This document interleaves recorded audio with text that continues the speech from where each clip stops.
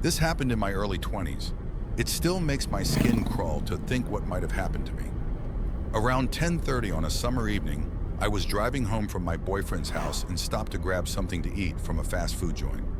I also ordered a hamburger patty for my dog, who was in the back seat of my car.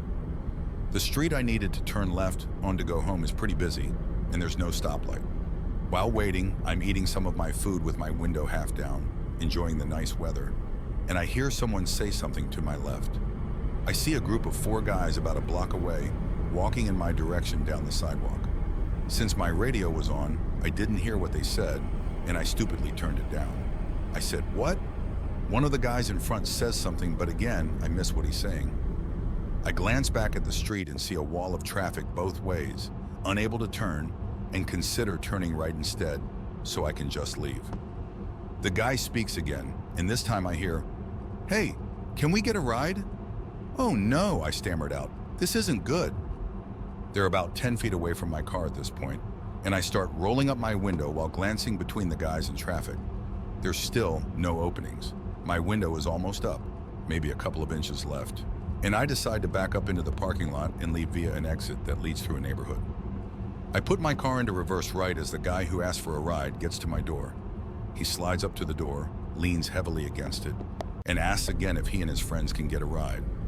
The way he was asking wasn't right, and his friends walked up pretty close behind him. The next bit happened so fast, but felt like minutes went by.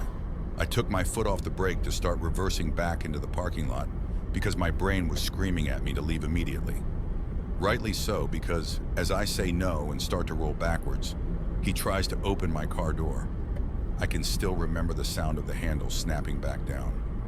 Suddenly, my dog, who'd previously been enjoying his hamburger and oblivious to what was happening, jumped up and started throwing himself on the window and bouncing off of it, barking and snarling. The guy at my door puts his hands up and says, "Oh, I didn't know you had a dog," as he and his friends quickly back away.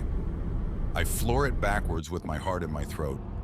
I didn't know my way through the neighborhood exit well, but I just kept driving and turning down streets until I figured out where I was. Once I got home and was safely in my garage with the door shut, I realized how much I was shaking. I have no idea what those guys wanted to do, but I'm very glad I did not find out. I'm so thankful my dog lost his mind and provided enough of a surprise and distraction for me to get out of there. I'm also thankful to my mom for teaching me to always keep my car doors locked. This is probably one of the things I look back on and want to bang my head and shout at myself for. So about 5 or 6 years ago, I gave someone a ride. It was late, like really late, perhaps 2 or 3. I just finished my gym workout at that time. I really liked going to the gym when it was dead, so I could use the machines I needed to. Without waiting, I was walking back to my car when a guy approached me. He looked normal. He explained that his car broke down and he was waiting on a tow truck. He asked me if I could give him a ride to the gas station, and it was about 3 miles away, and I said yes. So I unlocked my car in motion. Oh man. He directs me where to go. I make conversation while I'm driving, but get what I think at the time is mildly bizarre responses back. He makes a point to say his name several times. Admittedly, I've never been good with remembering names, even in passing, and I gave him my first name and retire after that. He starts saying his full name, which I just think is weird. I brush it off and keep driving, as the road we were on was one of the back roads without a lot of lines, so I am quite focused. He asked me how I'm feeling, and the question about how I like the city. I discussed my workout in response to that, and I tell them what I like about the city. When I start telling him I like viewing the skyline at this time of night, he quickly agrees and says, "It's nice how people aren't really around at this time." I agree with that. The conversation tapers at that point, but I do notice that he's turned and looking at me still. He makes a point to say his name again, as if he hadn't previously introduced himself. Now I pull into the gas station and he kind of deflates. He gets out and roughly says thanks, that was it. Looking back though, there were several red flags. The gym I went to at the time was in a pretty isolated part, but if you were to break down, there was a gas station at the bottom of the hill. It was on, you could see it from the gym, and it was 24 hours like the gym. Surely if you needed to wait somewhere else, you'd do so. There and not outside a gym you didn't go to. That brings up another thing. He'd made a point to say what kind of car he was driving. It was an expensive car, and if you're waiting on a tow, you have the option to wait with the car and drive with the tow driver. And also, I really wasn't paying attention at the time, but he directed me toward the road without any lights. There was another way to get to the gas station he wanted to go to, but he directed me elsewhere. Then the way he kept saying his name, like I should recognize either part of it, something about that never sat right with me. I can't even remember his name now. But that encounter is seared into my prey. There, when he got out of my car, he didn't even head inside the gas station. He just stood outside. He made no attempt to use a phone or anything.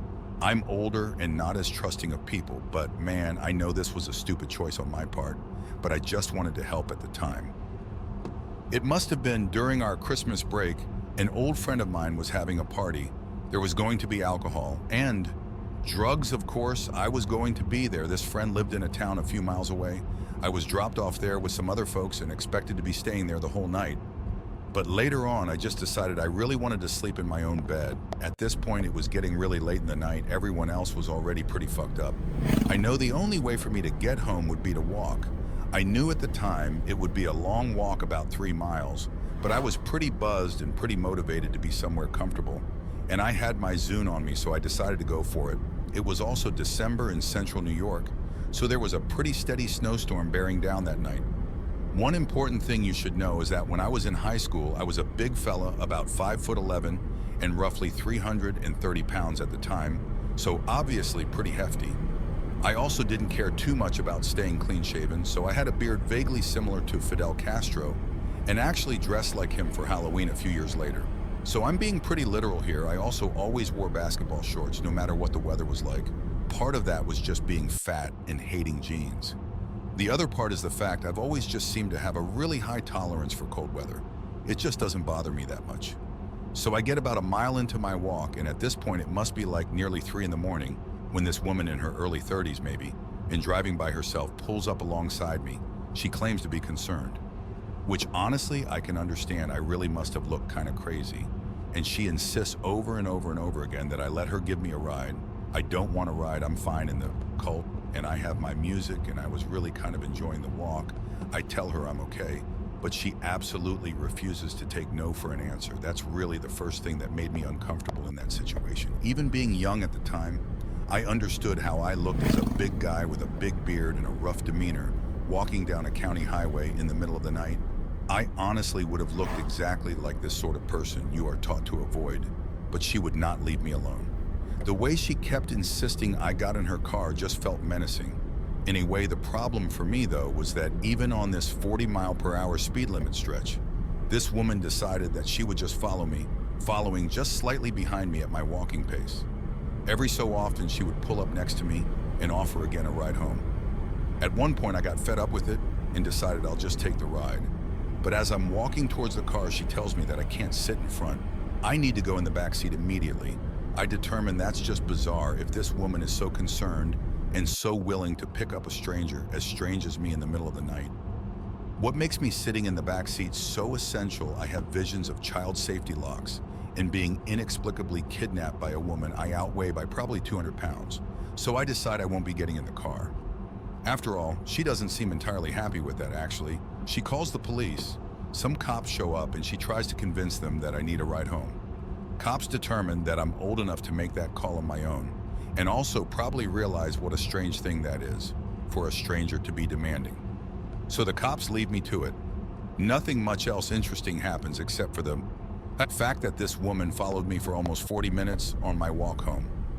By the time I was close to my house, I was so freaked out by her that I cut through a few yards and actually went to my friend's place, where there was sort of an open door policy to just wait for another hour or so until I was sure she was gone. There's just a lot about this experience that doesn't make sense to me. Why would a woman all alone in the middle of the night decide that she absolutely needed to get me a big crusty boy in her car, but only the back seat? Where was she going at almost 3 in the morning where she could take a near hour-long detour to just follow me home? Why get the cops to try to literally make me accept her offer? None of that seems normal to me, and in the moment it was truly terrifying. At the time, and I was hitchhiking for no damn reason other than wanting to do so. No, I was not traveling alone. I was traveling with my friend Randy. Randy and I were somewhere outside of San Francisco, thumbing our way to Oregon so I could meet up with my really good childhood friend. This guy pulled up in a big red truck, and we put our packs in the back of his truck, and climbed in the car.